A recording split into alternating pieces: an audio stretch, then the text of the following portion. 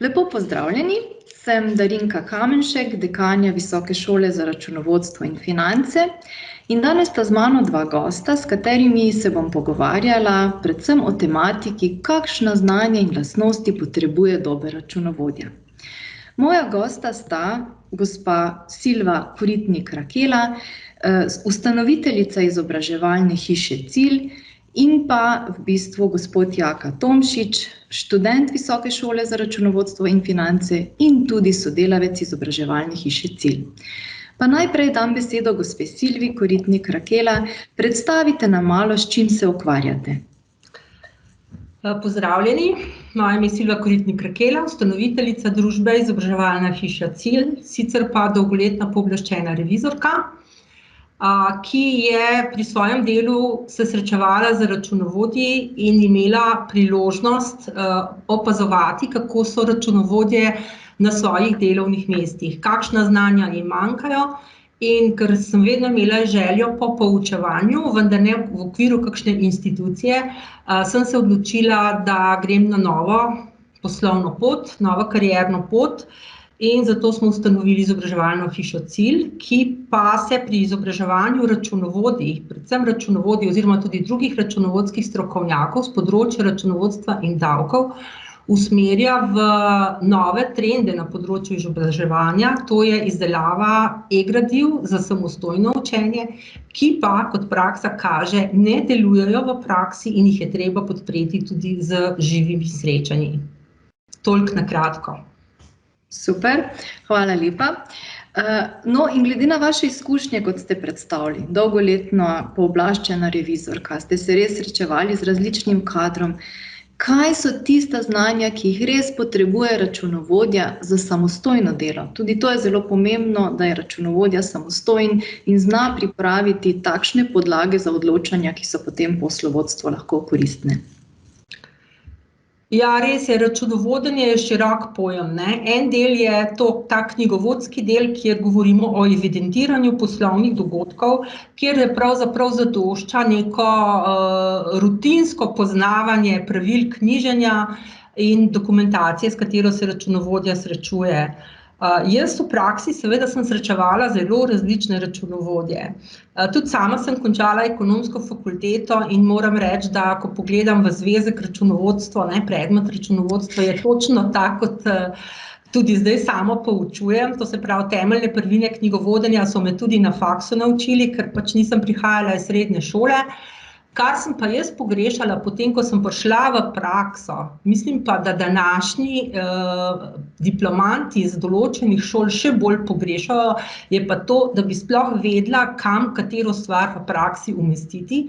In drugi del, ki je zelo pomemben, to se pravi, poleg teh teoretičnih podlag, kot so osnove knjigovodstva, gospodarske kategorije, poznavanje izkazov, poznavanje zahtev, kaj je treba v letnih poročilih predstaviti, napisati, je pa tudi drugi del mehkih veščin, torej tistih veščin, kako podatke predstaviti, kako jih interpretirati in nenazadnje tudi samega nastopanja, ker računovodja je pravzaprav oseba, ki nudi storitve tako notranjim uporabnikom, neposredno direktorju, neposredno vodjem finančne službe, pogosto v stikih s kakšnimi tehnologi, ki govorijo povsem drug jezik kot računovodja, in na drugi strani tudi z zunanjimi uporabniki. Torej, računovodja bi moral biti dobro izobražen v svoji temeljni znanosti, to je računovodenju, in pa tudi dodatno mehke veščine, na katere se daje več poudarka,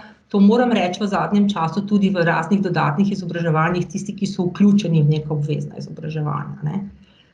To bi rekla, takole, temeljno izobraževanje, ki je že povezano s prakso, potem omogoča tudi lažje spremljanje kasneje v praksi vseh sprememb, ki pa jim je ta poklic neprestano priča, ne. Tako, super. No, in prav ta potreba po tem sistematičnem dodatnem znanju, nenehnem izpopolnjevanju, tudi temu je računovodja izpostavljena, ni dovolj, da naredimo fakulteto, ampak se potem nenehno izobražujemo, vas je tudi spodbudila k temu, da ste nam zaupali, nam na Visoki šoli za računovodstvo in finance, na študij tudi vašega sodelavca. ki je z nami, gospoda Jaka Tomšiča. Kako je prišlo do te odločitve, kdo je bil pobudnik? To bo povedal kar Jaka. V bistvu je moja pobuda prišla, bom rekel, glede na to, sem zdaj v 3. letniku, že 2 leti nazaj, ampak je bila v bistvu, bom rekel, na nek način zavrnjena in predlagana druga pobuda, in to je bil v bistvu ACCA, ki je na začetku, bom rekel, še kakor toliko uspešno šel, potem je pa en izpit, kjer v bistvu združuje več, bom rekel, iz finančnega, stroškovnega in poslovodnega računovodstva, sem ga v bistvu 2-krat, bom rekel, padel. In je bil potem podan predlog za v bistvu izpopolnjevanje na Visoki šoli računovodstva še enkrat, kjer je bil pa v bistvu na to sprejeto strani poslovodstva, bom temu rekel. Tako da sem bil zelo zadovoljen, da je bilo v bistvu sprejet, ker ta znanja se jih zdaj v bistvu lahko uporabam, ker v bistvu na ACCA, če ne drugega, se prvotno loviš z angleškimi besedami, ki jih Google Translate prevede čisto drugače, kot bi pa dejansko, bom rekel, na nekih stvarih mogel. Super. Gospa Silva, boste še vi kaj dodali? Gospa Silva bo dodala, da pri ACCA-ju bomo še kar vztrajali, to Jaka tudi ve, ampak mogoče enkrat kasneje na karierni poti, mogoče za tiste, ki nas poslušajo, pa so zdaj s to kratico malo v negotovosti, kaj to je. Praktično gre za globalno priznano izobraževanje računovodskih strokovnjakov in večina pooblaščenih revizorjev v Sloveniji sedaj zaključi izobraževanje pri ACCA-ju. Dejstvo pa je, da v sklopu tega izobraževanja so določeni predmeti fakultetni, tako kot je tukaj, potem tudi priznani. Tako da verjetno Jaka bo z zaključkom tega študija še nekatere predmete dodatno oproščen in bo potem lažje končal. Je pa seveda dobro to izobraževanje, ker pa poda globalni vidik, potem tudi še zraven, in ker sem sama se gibala v takem okolju in glede na to, da Jaka z angleščino ni imel težav, je imel pa za vsebino, se je izkazalo, mislim, da je ta pot tudi dobra. In da bo ACCA vsekakor enkrat v prihodnje končal. Pa čez 10 let, se ni pomembno. Ja, tako izobraževati se moramo celo življenje, kot ugotavljamo, ne? Gospod Tomšič, omenili ste, da v bistvu res že počasi greste h koncu z študijem pri nas na šoli, ste že 3. letnik. Kako bi lahko ocenili pridobljeno znanje? Se vam zdi, da ste lahko sproti to, kar ste pridobili, tudi takoj uporabili v praksi? Nekatera znanja so bila vsekakor, bom rekel, takoj uporabljena, pri nekaterih je bila pa samo dopolnitev obstoječih znanj. Tako da bom rekel, sploh strani poslovodnega računovodstva je bila vsekakor nadgradnja, bom rekel, čeprav z diskontiranjem sem se že srečal, ampak bom rekel, z vidika neto sedanje vrednosti pa takih stvari je bilo to vsekakor prvič. Bom rekel, stroškovno računovodstvo, kjer imam največji primanjkljaj, bom rekel, ga niti ne morem implicirati v samo, bom rekel, v praksi, ker ga nimamo tega znotraj našega podjetja in tega ne ponujamo strankam, tako da tukaj mi je pa malo manjkalo. Vsekakor je pa v bistvu, lahko sam še to, vsekakor mi je bilo pa všeč to, da se s profesorji, tudi če že zaključimo predavanje, se lahko pošlje vprašanje, pa v bistvu diskutira glede tega, No, to moje vprašanje je predvsem bilo namenjeno temu, ker se radi pohvalimo, da je Visoka strokovna šola za računovodstvo in finance res usmerjena v prakso in so naši predavatelji iz prakse, in zato mi je bila, bom rekla, ta informacija zelo pomembna in sem res vesela, da ste lahko to tudi uporabili v praksi. No, mogoče na tem mestu še za poudariti, da ste vi imeli že kar precej podlag iz računovodstva, niste bili novinci, ko ste prišli k nam, ker imamo tudi na drugi strani študente, ki so pa začetniki in ti morajo zagotovo vložiti nekaj več, bom rekla, časa, da pridobijo vso to znanje. No, če se vrnemo spet k našemu računovodju, ali menita, da sploh, ali pa mogoče najprej, gospa Silva, za vas vprašanje, da delodajalci v splošnem premalo se zavedajo, kako pomembno je imeti dobrega računovodja na svoji strani. Ali lastnega v hiši, ali tudi računovodski servis kot taki, in da se res upirajo na njega, ker velikokrat tudi sama, če na tem mestu poudarim, sicer sem se predstavila kot dekanja, to je zdajšnja moja funkcija, sem dolgo let delala kot pooblaščena revizorka, tako da sva na nek način bile kolegici, Gospa Silva, sem opažala, da je računovodstvo velikokrat postavljeno na stranski tir in se mu ne daje tiste prave vrednosti in je računovodja predvsem tisti, ki mora spremljati zakonodajo ali pa slediti temu, da se ne plača preveč davkov.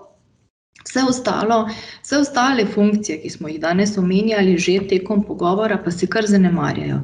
Kaj menite, kako bi lahko tudi poslovodstvu približali pomen dobrega računovodja v firmi? Ja, moje izkušnje so take, zdaj, ko se srečujem z novo nastajajočimi podjetji, da mnogi pa že vedo, da je računovodja pravzaprav desna roka poslovodstva. Se tega zavedajo in zavedajo se tega na dveh nivojih. Prvi je na nivoju izobrazbe in izkušenj seveda zraven, in drugi je na nivoju nagrajevanja teh oseb.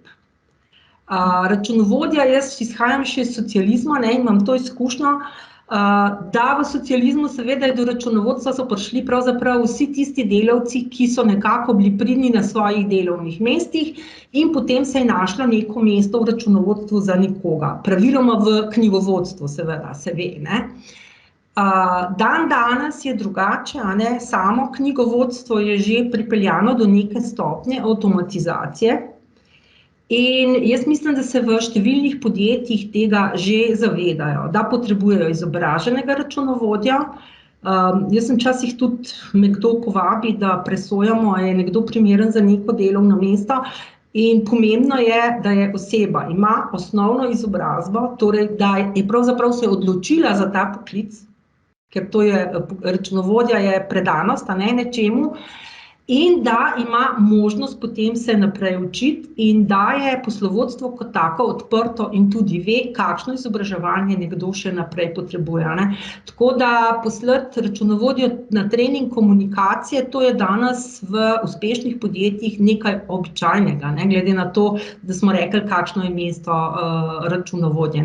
Sama strokovna znanja pa pač pridobivamo v Sloveniji, se veste kako, z udeležbo na seminarjih, ki so občutno predolgi za tisto, kar nam ponavadi prinašajo, tako da tukaj je še veliko prostora za iznajdljivost, kako se seznanjati z tem področjem, z novostmi. Super. Pri nas na Visoki šoli za računovodstvo in finance ponujamo v bistvu dve smeri študija, finance in pa računovodstvo. Gospod Jaka Tomšič, vi ste se odločili za smer računovodstvo. Kaj vas je vodilo v to odločitev, ali že vaše predhodno znanje ali delo, v katero ste usmerjeni? V bistvu vsega pomalo. Predhodno znanje in pa v bistvu nadaljevanje tega znanja v smeri računovodstva. No, če še na koncu mogoče vprašanje za oba, to se pravi, na eni strani vi kot delodajalka bi predlagali tudi drugim, na primer računovodskim servisom ali pa direktorjem podjetij, da svojim računovodjem ponudijo izobraževanje, takšno sistematično, formalno, če ga še nimajo, ali pa vi, gospod Jaka, bi drugim računovodjem in finančnikom predlagali, da pridobijo dodatna znanja, to se pravi, ali preko naše šole. Seveda tudi vi ponujate različna izobraževanja, kot ste rekli, odvisno, kakšne so potrebe. Ja, zdaj, če jaz pregovorim najprej, žalostno je slišati, predvsem z računovodskih servisov, slišimo od ljudi, ki so tam delali. Vem, da sem moja zadnja izkušnja z regrutiranjem zaposlenih v revizijski družbi, ki so prihajali z računovodskih servisov, in jaz ocenim, da je neka oseba ima osnovno izobrazbo, je inteligentna, vendar znanje, ki bi ga pričakovala od te osebe po 2 letih dela na računovodskem servisu, v praktičnem smislu je bilo pa porazno. In potem je bil argument, ja, saj me ne dajo, saj me ne pustijo. Jaz bi tukaj izkoristila to priložnost in rekla vsem, ki odločajo o izobraževanju svojih zaposlenih, pa ni važno, na katerem delovnem mestu so. In velja tudi za računovodja. Pustite jih, da rastejo. S tem, da jih boste omejevali pri rasti, jih ne boste držali. Watch and grow or watch and go, rečejo v angleščini, ne? Ali jih gledajte, ko rastejo, ali pa jih gledajte, ko bodo odšli. Ker če je nekdo super sposoben in za vaše okolje ni, potem bo odšel, enako kot drugi strokovnjaki. Vsekakor je pa izobražen računovodja eno jamstvo več za podjetje, da je vse pravilno, da se bodo odpravile napake, da ni kakšnih davčnih, da ne bo prihajalo do davčnih težav, ki nenazadnje lahko prenesejo ogromne kazni. In tudi ne pričakujte od svojih računovodij, da znajo odgovoriti na vse. Vendar izobražen računovodja bo vedel, kje so meje njegovega znanja in bo vedel, kako ukrepati. To bi rekla. Hvala. Še Jaka? Vaše mnenje? Vsekakor, ampak preden se v bistvu, bom rekel, te tečaji, ki, bom rekel, predavatelj predava, mora imeti, bom rekel, oseba neko osnovno predznanje, ki ga lahko čisto na osebnem nivoju povem. V letu 2018 smo v našem podjetju izvajali MSRP 9, finančni inštrumenti, kjer je predaval Simon Kolen, če imam pravilno v spominu, in takrat sem jaz šele nekako prišel na to pot in priznam, da tiste 4 šolske ure so bile za mene, bom rekel, težka glava je bila, pa še ne vem, če sem 50% tega zastopil. Tako da za neko mora biti osnova, preden se lahko začne graditi na temu naprej.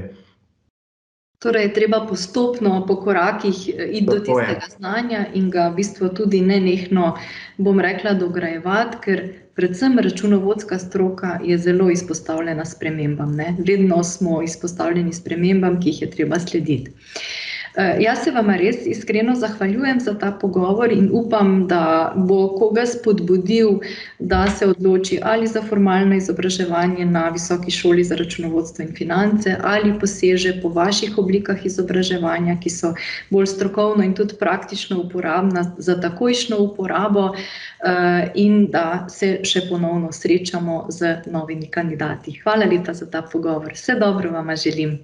Tudi jaz si želim, da dobimo čim več študentov, ki bodo v praksi potem lahko olajšali življenje svojim delodajalcem in sodelancem v podjetju.